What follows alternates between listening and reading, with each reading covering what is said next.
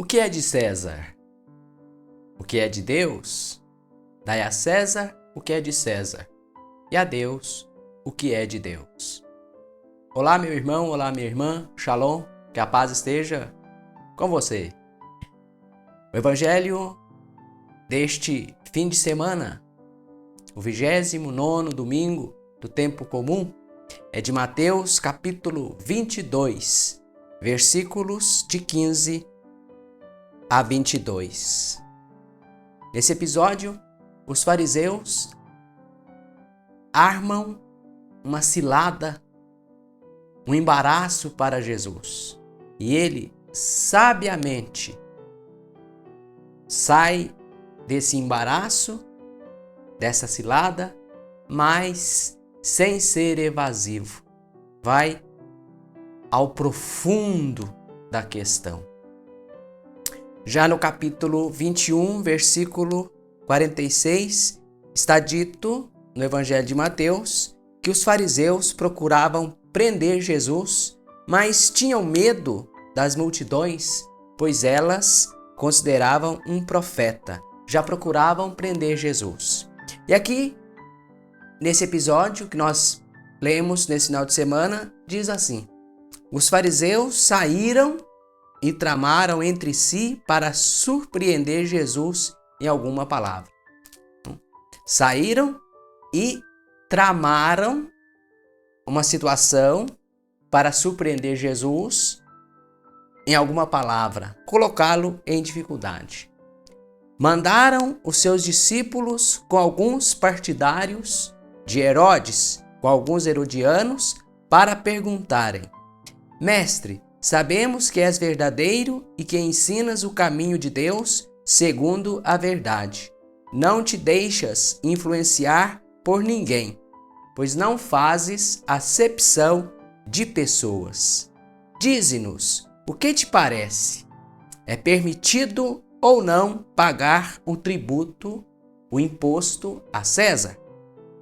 Jesus, porém, percebendo-lhes a malícia, a maldade, disse: Hipócritas, hipócritas, por que me quereis pôr à prova? Mostrai-me a moeda do imposto, do tributo. Apresentaram-lhe uma moeda, um denário, que é a moeda do tributo. De quem é esta figura e a inscrição que se apresenta nesta moeda? Perguntou Jesus. De César, responderam. Ele, Jesus, então lhes disse: o que é de César, devolvei a César. O que é de Deus, devolvei, dai a Deus. Ouvindo isso, eles ficaram admirados e, deixando Jesus, foram embora. Palavra da salvação. Glória a vós, Senhor. Meu irmão, minha irmã, meu amigo. Vamos por partes. Enviaram alguns herodianos junto com seus discípulos, os discípulos fariseus, para perguntarem. Aqui nós temos então dois grupos: dos fariseus, seus discípulos, que já querem pegar Jesus em alguma situação difícil, ou colocar Jesus em uma situação difícil para prendê-lo, e os herodianos, partidários de Herodes. Os fariseus rejeitavam uma rebelião contra Roma, uma rebelião aberta, uma revolta aberta, e para evitar mal maior, que seria a destruição, a catástrofe, pagavam o imposto. Os zelotes, um outro grupo judaico presente no primeiro século em Israel, pregavam a rejeição e a resistência contra Roma e a resistência armada aos romanos. Não pagavam imposto, não admitiam pagar nada a Roma e nem se submeter de forma nenhuma, em hipótese alguma, nem economicamente, nem politicamente, a Roma. E esses herodianos eram favoráveis aos romanos. Daí, Mateus colocara esse grupo nesse episódio, como um grupo personagem, um grupo presente nesse episódio. Eram favoráveis aos romanos. Se Jesus respondesse que não deveria pagar o imposto, eles teriam, então, um motivo para acusar Jesus junto ao governador, aos romanos. No paralelo de Marcos, que está no capítulo 12, versículos 13 a 17 de Marcos, também aparece a figura dos herodianos. No Evangelho de Lucas, capítulo 20, versículos 20 a 26, é um paralelo do episódio, mas em Lucas não apresenta ou não aparece a figura dos herodianos. Aqueles que foram colocados ali propositadamente para ter um motivo para acusar Jesus de rebelde, acusar Jesus ou apresentar uma acusação contra Jesus junto aos romanos. Vamos à malícia. Mestre, sabemos que és verdadeiro e que ensinas o caminho de Deus segundo a verdade. Correto? Jesus ensina, é verdadeiro, ensina a verdade, ensina o caminho de Deus.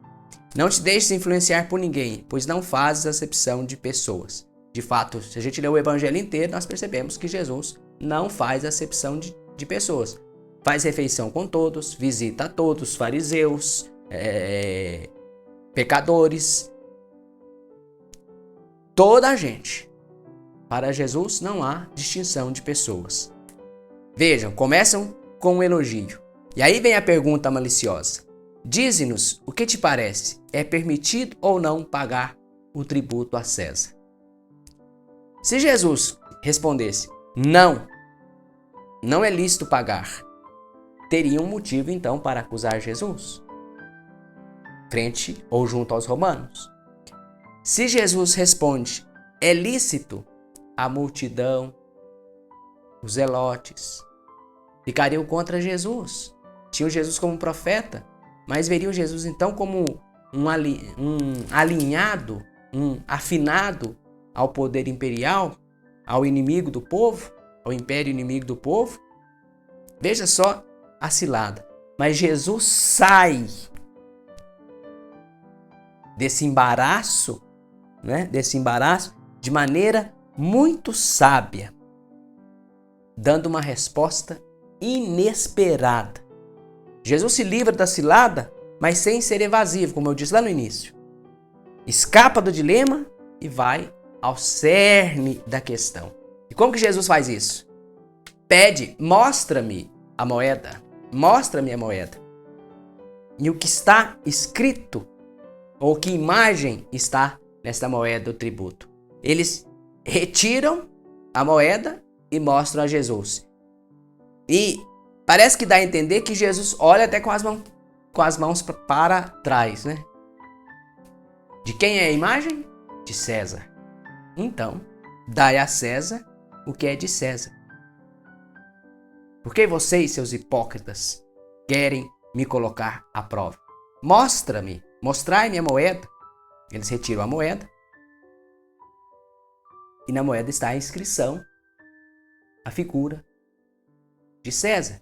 Portanto, dai a César o que é de César. Devolvei a César o que é de César, a moeda. Essa moeda que vocês mesmos reconhecem como legítima. É uma moeda que está em curso. A moeda legal que vocês estão usando, vocês estão trazendo consigo aí nos seus bolsos. Devolvam a César o que é de César. É legítimo pagar o imposto. Vocês mesmos admitem pagar o imposto. Mas, e aí vai ao mais profundo, que é a segunda parte da resposta.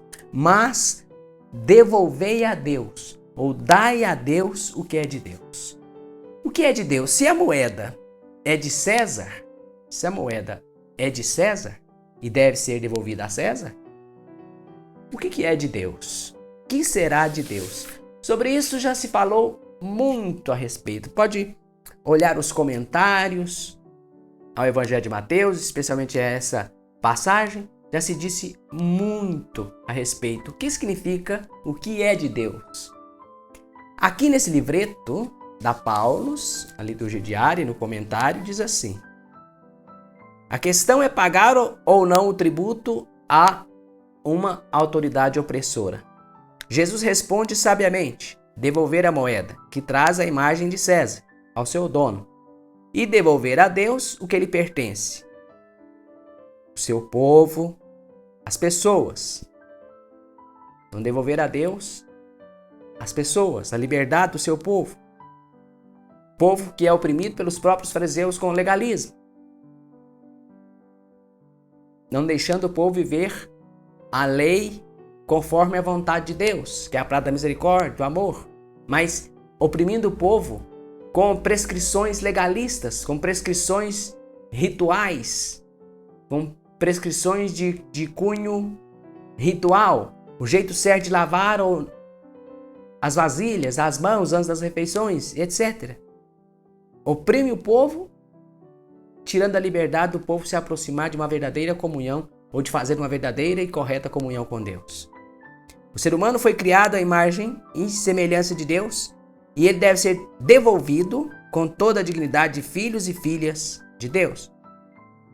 A resposta de Jesus, diz aqui esse livreto: reivindica os direitos de Deus sobre o povo que lhe pertence. O povo é propriedade de Deus e não de tiranos.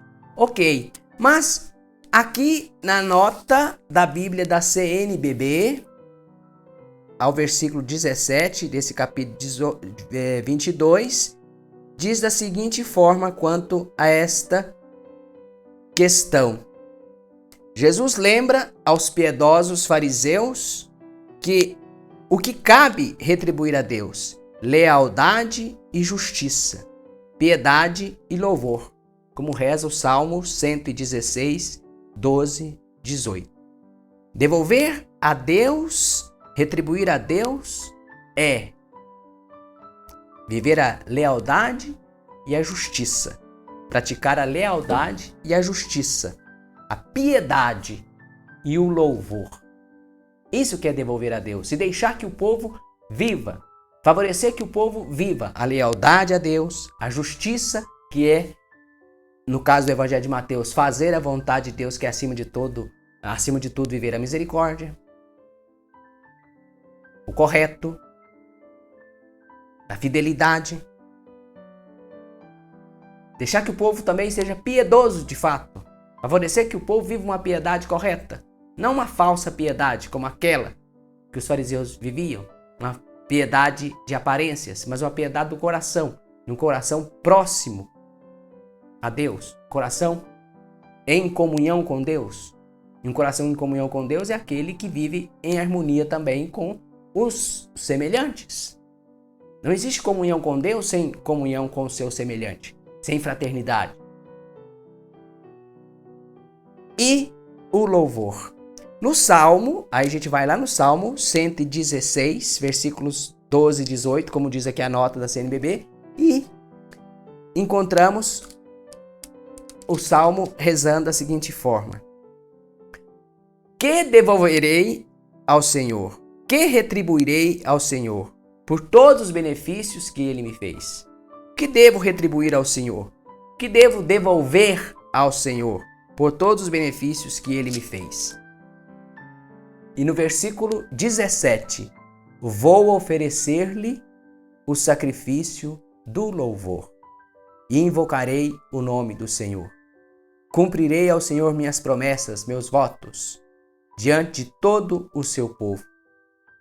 Veja, o que retribuirei, que devolverei a Deus, ao Senhor? Oferecer-lhe um sacrifício de louvor. Entendamos o que significa a palavra sacrifício. Sacro ofício, uma ação sacra, uma ação sagrada. Não é apenas oferecer algo material, mas é uma ação de graças, é um louvor, é um agradecimento a Deus pela vida que Ele nos deu, pela vida que Ele me deu. Isso que eu devo retribuir ao Senhor. Agradecimento, sacrifício, uma ação agradável, uma ação de louvor, de ação de graças a Deus, cumprindo as promessas que eu fiz ao Senhor. Diante de todo o povo, continuou o salmista, invocar o nome do Senhor, cumprindo os votos, os meus votos ao Senhor. Que votos são esses? Os votos de fidelidade, de fazer aquilo que Deus quer, que Deus ensinou, especialmente através de Jesus, que é a revelação plena do amor de Deus. Já refletimos em outras ocasiões. Jesus significa, a pessoa de Jesus, não é o nome Jesus, mas a pessoa de Jesus significa o eu te amo de Deus, dirigido a cada um de nós. Devolver a Deus o que é de Deus. Ação de graças. Agradecer a Deus o dom da vida. E viver a fidelidade a Deus. Sendo fiel ao nosso irmão, sendo leal ao nosso irmão. Procurando viver no espírito de justiça, de fraternidade, de caridade. Tudo aquilo que Jesus nos ensinou. Dai a César o que é de César. O tributo, a moeda, o imposto, e dar a Deus o que é de Deus. O nosso louvor, a nossa ação de graças, a lealdade, a justiça, a fidelidade, o amor ao próximo. Isso é ser de Deus, isso é devolver a Deus. Veja só como que Jesus responde adequadamente e vai muito mais profundo e sai do dilema, mas sem ser evasivo. E ouvindo isso, eles ficaram admirados e foram embora, sem mais o que falar. Falar o quê? Falar o quê para Jesus? Assim, nós entendemos e terminamos essa nossa reflexão entendendo que a nossa vida deve ser uma constante ação de graças a Deus, devolvendo sempre a Deus, retribuindo sempre a Deus o que Ele mais quer, que é o nosso coração contrito, que é uma alma devota a Deus, uma alma e um coração cheio de misericórdia, cheio do amor de Jesus, cheio da graça de Deus. Meu irmão, minha irmã, fique em paz, que o Senhor te abençoe. Amém.